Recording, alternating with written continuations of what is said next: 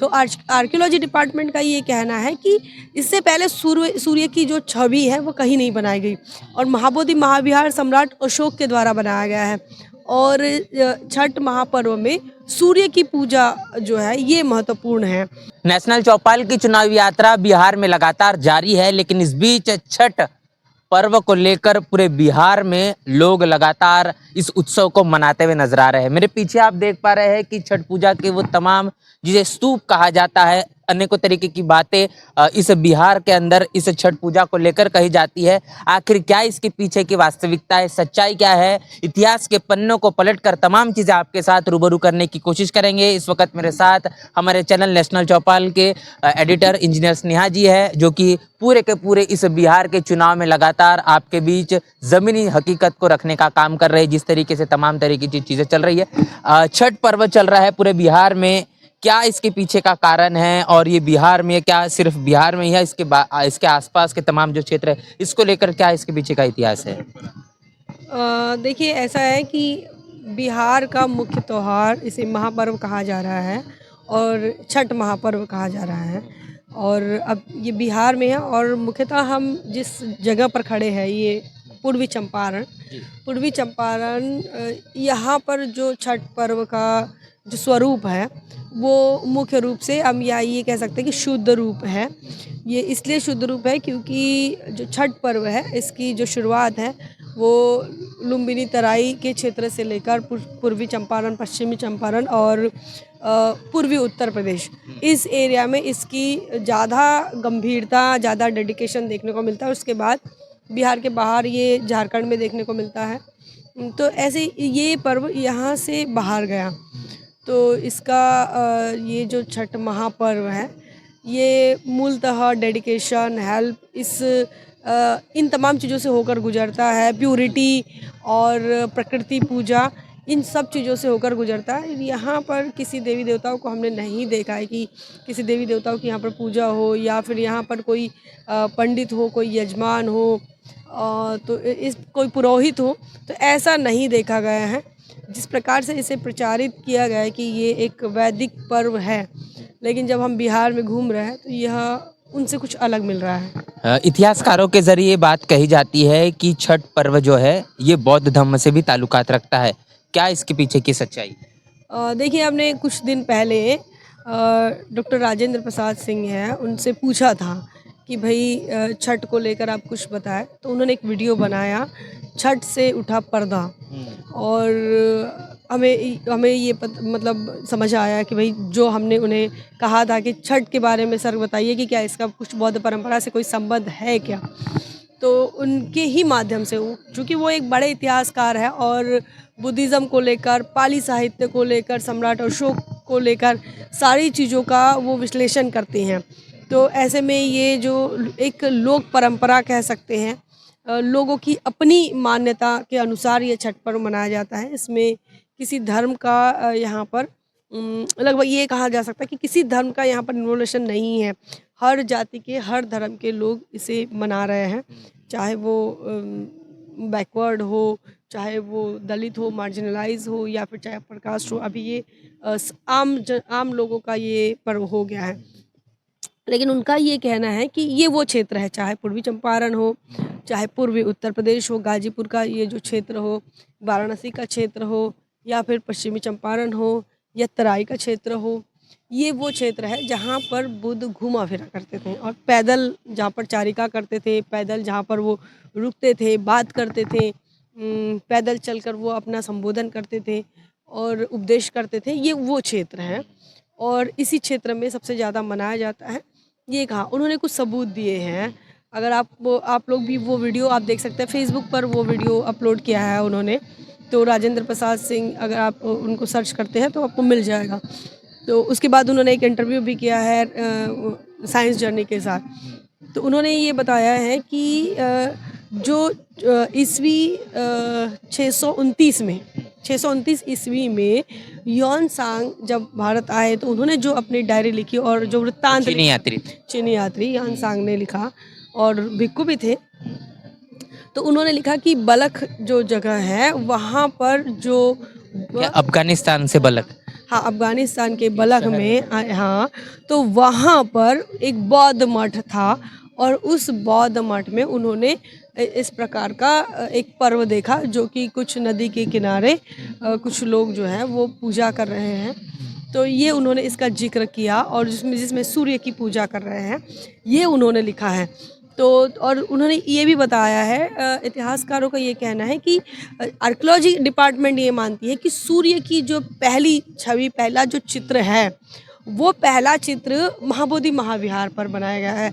रथ है और सूर्य की किरण है। तो आर्कियोलॉजी डिपार्टमेंट का ये कहना है कि इससे पहले सूर्य की जो छवि है वो कहीं नहीं बनाई गई और महाबोधि महाविहार सम्राट अशोक के द्वारा बनाया गया है। और छठ महापर्व में सूर्य की पूजा जो है ये महत्वपूर्ण है।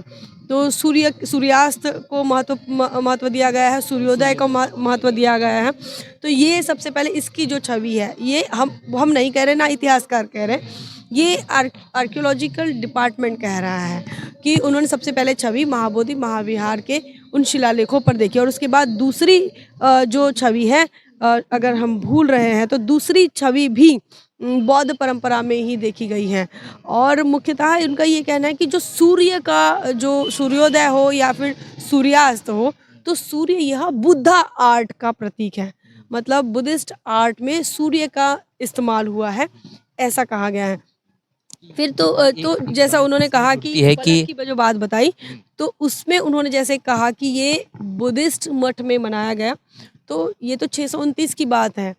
तो ईस्वी सन 629 में अगर ये बौद्ध मठों में मनाया गया, तो इसका मतलब ये है कि कहीं न कहीं ये बौद्ध परंपरा से संबंधित है। और दूसरी तरफ आप ये देखें कि बौद्ध परंपरा में मीट, मछली, इसका सेवन, शुद्धता, स्वच्छता, ये चीज़ें भी बड़ी महत्वपूर्ण हैं। जो भिक्षा पात्र, इसका इस्तेमाल, फलों का इस्तेमाल, बिना किसी पाखंड के, यहाँ कोई पाखंड नहीं, कोई कर्मकांड नहीं होता है और किसी भी प्रकार की आर्टिफिशियल चीज़ों का इस्तेमाल नहीं होता। सारी की सारी जो होती है प्राकृतिक नेचुरल चीज़ें होती हैं। तो इस हिसाब से अगर देखा जाए तो ये मेल खाता है। वहाँ अगर आप महिलाओं की साड़ियों का रंग देखेंगे तो वो केसरी कलर की साड़ियाँ पहनती हैं। अधिकतर जो महिलाएँ होती है या तो पीला रंग भी होता है। पीला होगा, लाल होगा या फिर ऑरेंज होगा और एक ही वस्त्र होता है। आप देखेंगे ये जो दिख रहा है, ये इसे सिरसोता कहते हैं, सिरसोप्ता भी कहते हैं। तो यहाँ पूर्वी चंपारण में इसे सिरसोप्ता कहते हैं और सिरिसोप्ता जो है ये अपभ्रंश है। सिरी मतलब बुद्ध होता है, सिरिपाद जिसे कहते हैं, जैसे कि बुद्धा के चरण हैं, तो वैसे सोप्ता जो होता है ये सोप्ता स्तूप का अपभ्रंश है, ऐसा भी इतिहासकार का कहना है। सवाल बड़ा महत्वपूर्ण यहाँ पर हो जाता है कि जिस तरीके से आपने बताया इतिहास में छठ पूजा इस चीजें मनाई जाती थी, लेकिन वो जो दौर था और अब आज का जो दौर है, इसमें कहाँ वो परिवर्तन आपको नजर आता है? क्योंकि बाबा साहब अपनी किताबों में लिखते हैं, क्रांति प्रतिक्रांति में कहते हैं कि हमेशा एक क्रांति का दौर होता है, फिर प्रतिक्रांति रहती है, तो ऐसा कुछ यहाँ पर आपको देखने को मिलता है? देखिए, प्रतिक्रांति के बाद इसका स्वरूप बदल गया। छठ पूजा का जो प्रचार है या फिर इसका स्वीकृति जो है, वो जब सब तरफ हो गई, तो उसके बाद इसका स्वरूप भी बदला और इसमें परंपराएं बदली, इसे वैदिक परंपरा से भी जोड़ा गया। तो देखिए, हम ये कह रहे हैं कि इतिहास को जानना, समझना बेहद ज़रूरी है।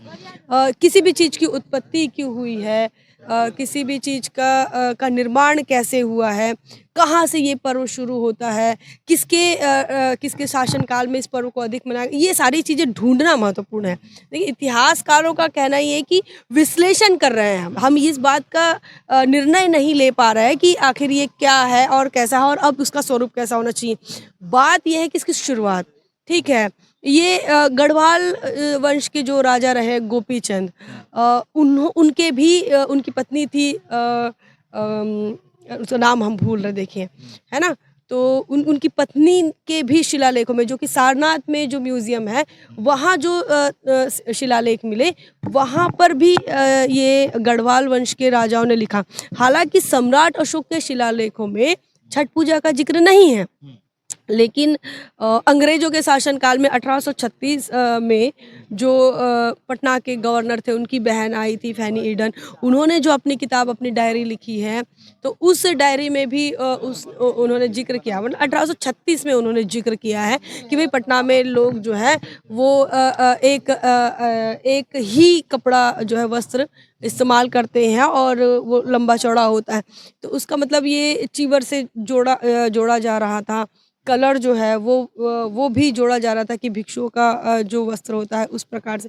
तो ये मतलब अभी जो सबूत मिल रहे हैं, उन सबूतों में ऐसा माना जा सकता है कि ये कहीं न कहीं उस परंपरा से आया होगा या उस परंपरा से आया है। और भी कई चीज़ें जो है, उनकी कई चीज़ों की खुलासे होने बाकी हैं। इतिहासकार इन चीज़ों पर अभी भी ढूँढ रहे हैं, पता कर रहे हैं, जानकारी हासिल कर रहे हैं। लेकिन ये लोक पर्व है, मतलब आम लोगों का पर्व है। मतलब किसी एक ही जाति धर्म के लोग किसी इसी को जाति धर्म का पर्व नहीं है और ये एक माँ का पर्व कह सकते हैं।